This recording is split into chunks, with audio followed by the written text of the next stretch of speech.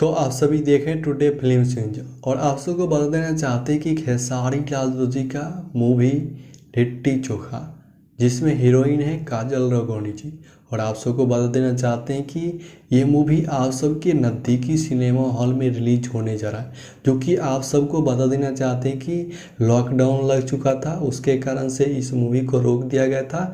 लेकिन अब आप सबके बीच में दुर्गा पूजा के शुभ अवसर पे आप सबके नज़दीकी सिनेमा हॉल में 12 अक्टूबर से रिलीज़ किया जाएगा खेसारी लाल यादव जी और काजल राघवानी जी का मूवी लिट्टी चोखा, जो कि बहुत ही बेहतरीन और बहुत ही वाल का मूवी है, जो कि आप सब अपने फैमिली के साथ में 12 अक्टूबर को जा कर के अपने नज़दीकी सिनेमा हॉल में इस मूवी को देखिएगा।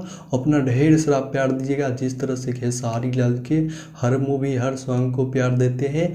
हम इस वीडियो को यहीं पर एंड करते हैं। वीडियो को लाइक करिए, चैनल को सब्सक्राइब करिए।